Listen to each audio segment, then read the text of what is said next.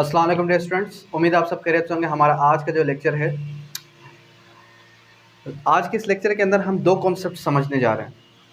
एक हमारा कॉन्सेप्ट है रिडम्पशन, सेकंड हमारा कॉन्सेप्ट है सबरोगेशन।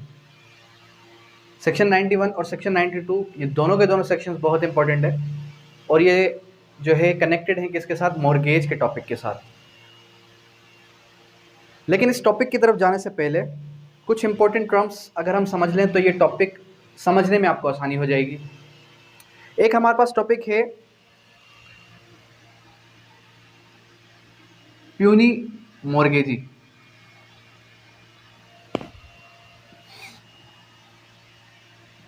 और सेकंड हमारे पास टॉपिक है को मॉर्गेजर।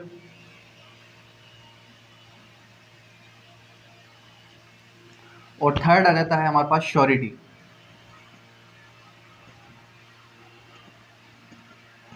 अब जो हमारे पास प्यूनी मॉर्गेजी है, प्यूनी मॉर्गेजी को आप यूं समझ लें कि ये होता है सब्सीक्वेंट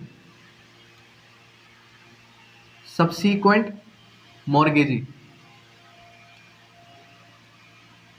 क्या होता है? Subsequent mortgagee.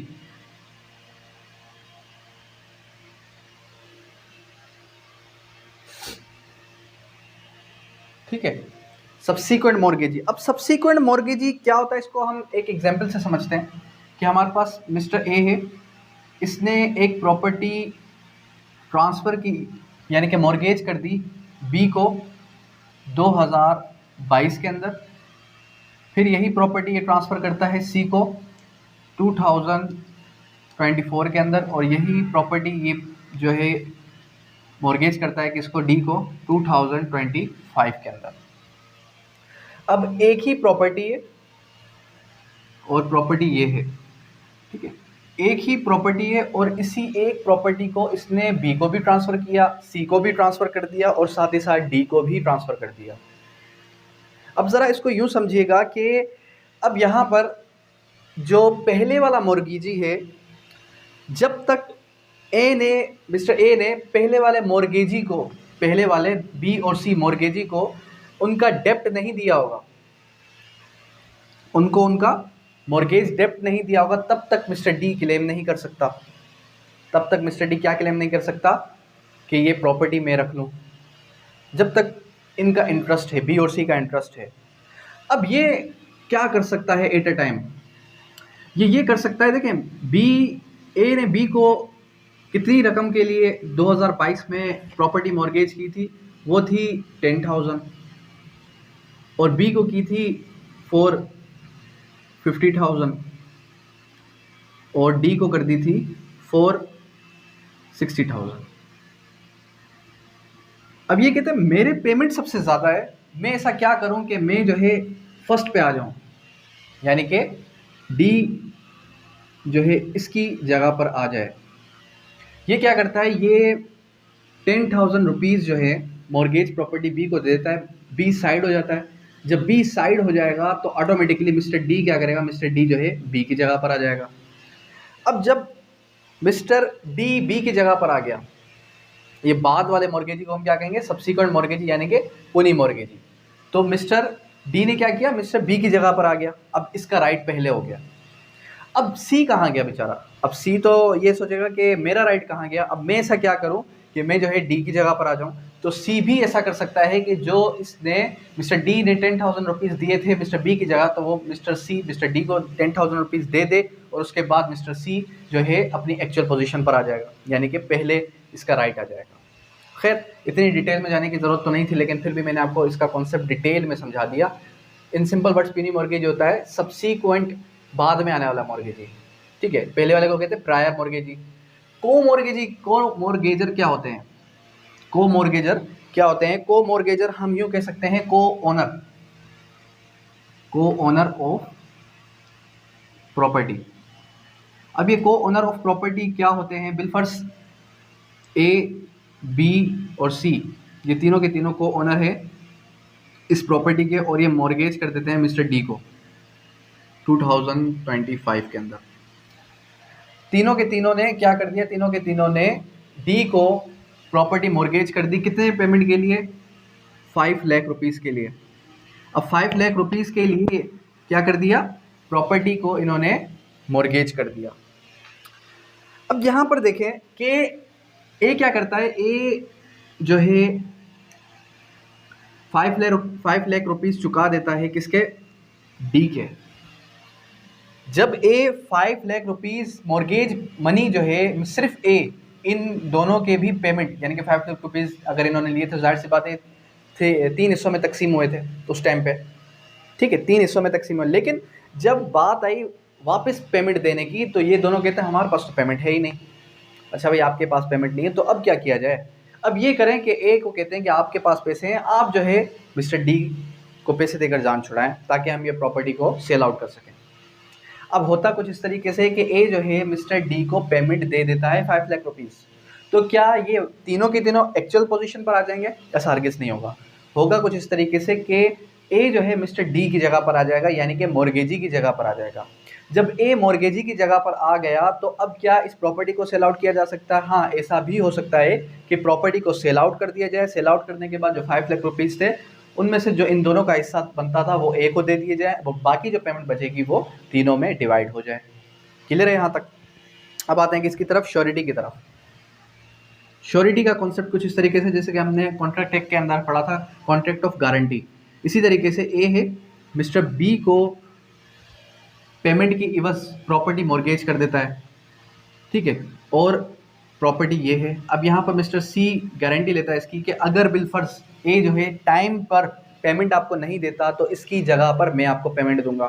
और वाकई में अगर ए जो है प्रॉपर उसी पर्टिकुलर डेट पर पेमेंट नहीं दे सका तो सी लायबल होगा। क्या होगा, सी लायबल होगा पेमेंट देने के लिए।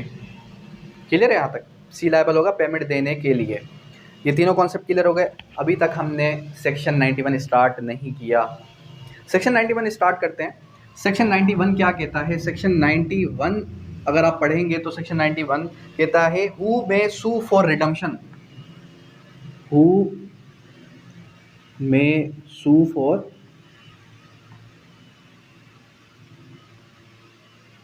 रिडम्पशन है क्या, यानी कि रिडीम करना, प्रॉपर्टी को वापस लेना। ये मैं ऑलरेडी क्लियर करवा चुका हूँ इस कॉन्सेप्ट को, लेकिन इसको आज हम डिटेल में समझेंगे। इस सेक्शन के अंदर क्या लिखा हुआ है इसकी बैरक वर्डिंग से समझेंगे कि प्रॉपर्टी को कब कब रिडीम करवाया जा सकता है, वापस लिया जा सकता है। अब देखें सेक्शन 91 को ज़रा पढ़ें, फिर उसके बाद हम कॉन्सेप्ट की तरफ आएंगे। बिसाइड्स द मॉर्गेजर, यानी मॉर्गेजर तो होगा ही होगा, पहली चीज़ तो यहाँ पर ये चीज़ क्लियर हो गई। Any of the following persons में रिडीम और institute a suit for redemption, यानी कि प्रॉपर सूट भी फाइल होता है रिडम्पशन का। सीनियर सिविल जज के पास प्रॉपर सूट भी फाइल होता है रिडम्पशन का। ऑफ द मॉर्गेज्ड प्रॉपर्टी नेमली, यानी कि उससे हटके मॉर्गेजर से हटके और कौन कौन से लोग हैं जो इसने ए बी सी क्लासेस के अंदर बताएं कि वो भी सूट फॉर रिडम्पशन फाइल कर सकते हैं या प्रॉपर्टी को रिडीम करवा सकते हैं। अब कह रहा है कि any person other than the mortgagee of the interest sought to be redeemed, यानी कि कोई भी ऐसा शख्स जिसका कोई भी किसी भी किस्म का इंटरेस्ट बनता है उस प्रॉपर्टी में वो भी रिडीम करवा सकता है पेमेंट देकर। Who has any interest charge upon property mortgaged और upon the right to redeem same, यानी कि उसके ऊपर किसी भी किस्म का चार्ज बनता है, उसका चार्ज का कॉन्सेप्ट हम आगे चल के सेक्शन 100 के अंदर पढ़ेंगे। चार्ज बनता है यानी कि उसका राइट बनता है, किसी भी किस्म का इंटरेस्ट क्रिएट होता है उस प्रॉपर्टी में तो वो भी रिडीम करवा सकता है। Any surety for the payment of mortgage डेप्ट of any part thereof, surety का कॉन्सेप्ट यहाँ पर क्लियर किया हमने। Any creditor of the mortgagor who has in a suit for the administration or his state obtained a decree for sale mortgage property। अब यहाँ पर ये जो सूट फॉर एडमिनिस्ट्रेशन की बात कर रहा है, सूट फॉर एडमिनिस्ट्रेशन कब होता है, सूट फॉर एडमिनिस्ट्रेशन। अब देखिए सूट फॉर एडमिनिस्ट्रेशन से आप क्या करते हैं कि एडमिनिस्ट्रेशन का सूट दाखिल किया आपने, उसके बाद आप कोर्ट को ये कह रहे हैं कि किसी तरीके से ये जो है जब डिक्री ऑब्टेन हो जाए तो उसके बाद हमें इस प्रॉपर्टी में से हिस्सा दिलाया जाए। अब इसको हम ज़रा समझते हैं कि सबसे पहले हमारे पास क्या आया, क्लास ए के अंदर ये बताया गया भाई बिसाइड्स द मॉर्गेजर, ठीक है, मॉर्गेजर तो होगा ही होगा। फिर सेकेंडली उसने क्या बताया, सेकेंडली हमें उसने ये कहा person who has any charge, person who has any charge या फिर इंटरेस्ट ओवर प्रॉपर्टी। फिर थर्डली उसने हमें क्या बताया, थर्डली उसने बताया कि एनी श्योरिटी, और श्योरिटी में आपको यहाँ पर पढ़ा चुका हूँ कि कोई भी शख्स किसी की गारंटी लेता है, गारंटियर जो होता है उसको हम श्योरिटी कहते हैं। फिर फोर्थली क्या बताया कि क्रेडिटर। अब क्रेडिटर का कॉन्सेप्ट, ऑब्टेन डिक्री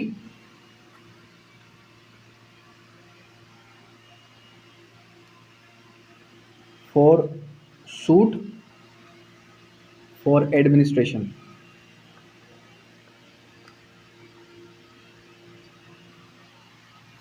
अब ए है, इसको भी एग्जांपल से समझते हैं। मिस्टर ए ने क्या किया, मिस्टर बी को प्रॉपर्टी दी मॉर्गेज पर, सही है, प्रॉपर्टी दे दी मॉर्गेज पर। अब इसकी पेमेंट थी 50,000 या 5 लाख रुपीज़, ठीक है। 5 लाख रुपए के लिए इसने प्रॉपर्टी, एक प्रॉपर्टी दे दी, किस चीज़ के लिए, मॉर्गेज कर दी इसने पेमेंट के लिए।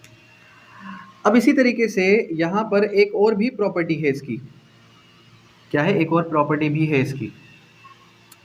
अब होता कुछ इस तरीके से कि ये प्रॉपर्टी की एक्चुअल वैल्यू भी 5 लाख रुपए नहीं है, कुछ इस तरीके की कंडीशन आ जाती है, और ये यहाँ पर मिस्टर सी को ये सेल आउट करने जा रहा है या सेल आउट नहीं भी करना चाहता, तो यहाँ पर इस प्रॉपर्टी में भी इसका इंटरेस्ट क्रिएट हो गया।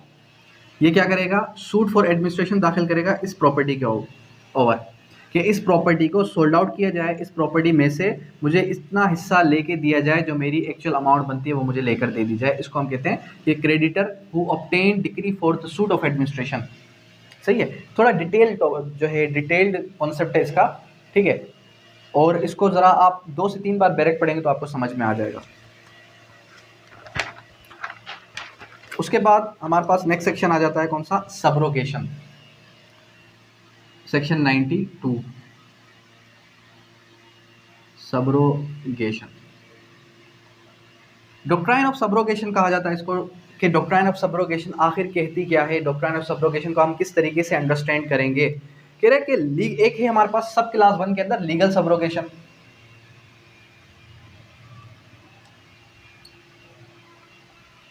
सब क्लास 1 को जब हम पढ़ेंगे तो सब क्लास 1 हमें क्या बताता है, any of the persons referred to in section 91, कि सेक्शन 91 में जो हमें बताया गया क्लासेस, सेक्शन 91 में जो बताए गए थे, other than the mortgagor, mortgagor से हटके, and the co-mortgagor shall on redeeming the property, property को रिडीम करने वाले, subject to the mortgage have so far as regard redemption, यानी वो जो रिडम्पशन करवा रहे हैं, फोरक्लोजर और सेल, या फोरक्लोजर भी करवा सकते हैं, सेल भी करवा सकते हैं उस प्रॉपर्टी को, of such property the same rights of the mortgagee, same rights of the mortgagee who mortgage he redeems may have against the mortgagor of any other mortgagee, यानी इनके पास राइट क्रिएट हो जाएगा अदर देन मॉर्गेजी। अब इसका क्या मकसद है, इसका मकसद ये है कि मॉर्गेजर से हट के कोई भी शख्स, जो सेक्शन 91 के अंदर बताया गया, मॉर्गेजर से हट के कोई भी शख्स यहाँ पर आ जाए।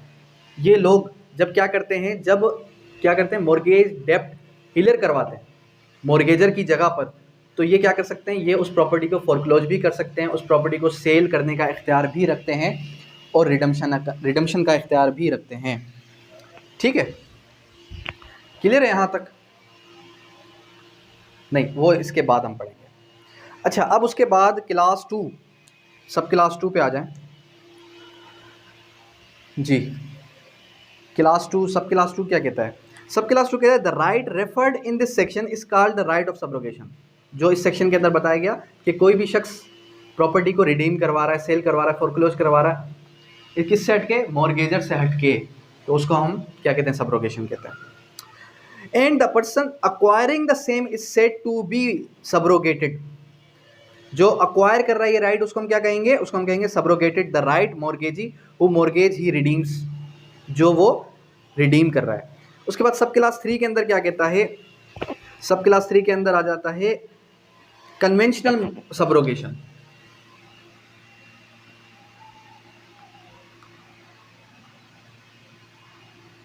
Conventional subrogation. अब ये कन्वेंशनल सब्रोगेशन क्या होता है? कन्वेंशनल सब्रोगेशन को आप किस तरीके से अंडरस्टैंड करेंगे? कह रहे हैं कि कन्वेंशनल सब्रोगेशन बी है, ए बी को प्रॉपर्टी मॉर्गेज कर देता है और टाइम पर जो है डेब्ट क्लियर नहीं कर पाता। अब इसकी लाइफ में कोई भी सी आ जाता है जो कि एक स्ट्रेंजर है, ना कोई इसका नेक्स्ट फ्रेंड है, ना उसका कोई भी किसी भी किस्म का कोई इंटरेस्ट नहीं क्रिएट होता दूर दूर तक। यहाँ पर तो देखें इंटरेस्ट क्रिएट हो रहा था इन लोगों का किसी ना किसी तरीके से उस प्रॉपर्टी पर, लेकिन ये एक स्ट्रेंजर है, इसका किसी भी किस्म से कोई भी इंटरेस्ट क्रिएटेड नहीं है उस प्रॉपर्टी पर। तो वो किस तरीके से जो है जो है डेब्ट क्लियर करेगा?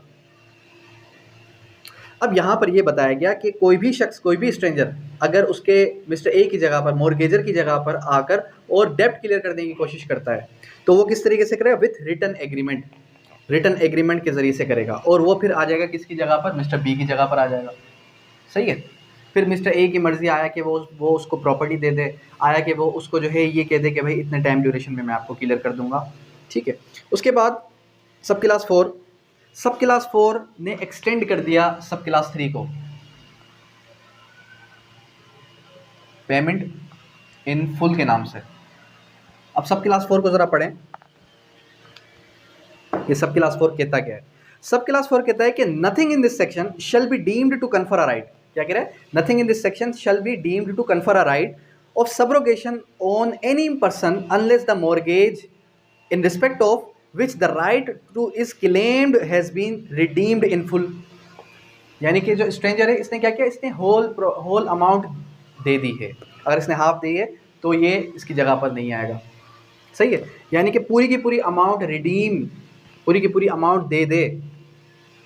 क्लियर है यहाँ तक? तो सब्रोगेशन का जो बेसिक कॉन्सेप्ट, अगर बिल्कुल आपसे कोई ये पूछे भाई 2 लाइनों में डिफाइन करो, इंटरव्यू पे आपसे पूछते हैं 2 लाइनों में डिफाइन करो, तो आप ये कह सकते हैं कि इन सिंपल वर्ड मॉर्गेजर की जगह पर कोई भी शख्स अदर देन द मॉर्गेजर,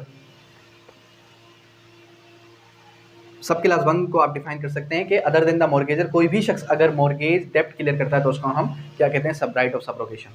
ठीक है। उसके पास राइट आ जाता है। कौन सा राइट आ जाता है? Right of subrogation. अब राइट ऑफ सब्रोगेशन के अंदर क्या क्या चीज़ें आती हैं? राइट ऑफ सब्रोगेशन के अंदर रिडम्पशन भी आ गया, राइट ऑफ सब्रोगेशन के अंदर फोरक्लोजर भी आ गया और सेल भी आ गया। यानी जो आपको प्रॉपर्टी जो सब्रोगेटर है उसके पास राइट आ गया कि वो उस प्रॉपर्टी को सेल भी कर सकता है, सेकेंडली उसको फोरक्लोज भी कर सकता है, और थर्डली उसको रिडीम भी कर सकता है। क्लियर है यहाँ तक? अब ये चीज़ आपको बड़ी हेल्प आउट मिलेगी इसकी कब? जब आप स्क्रीनिंग के अंदर इससे रिलेटेड कोई भी क्वेश्चन अटेम्प्ट दे रहे होंगे। स्क्रीनिंग के अंदर इससे रिगार्डिंग अक्सर क्वेश्चन आ जाते हैं। किस टाइप के क्वेश्चन आते हैं? वो भी इस से मिलते जुलते आपसे कोई भी कॉन्सेप्ट रख देता है सामने, ये पूछता है कि ये सब्रोगेशन है या फिर सेल है या फिर जो है आपका रिडम्पशन है। अगर आपने इसके कॉन्सेप्ट को पढ़ा होगा, समझा होगा, तो आप उसको आंसर कर पाएंगे, अदरवाइज नहीं कर पाएंगे। तो बैरेक्ट पढ़ना बड़ा नेसेसरी है। बैरेक्ट से आपके तकरीबन क्यूरीज क्लियर हो जाती हैं, और इसमें जितनी भी इलस्ट्रेशन है वो भी पढ़ें। कभी कभी इलस्ट्रेशंस भी वो डिटो जो है दे देते हैं। अब यहाँ तक कोई क्यूरी हो, कोई भी क्वेश्चन हो आपका, तो आप कर सकते हैं। Thank you, that's all.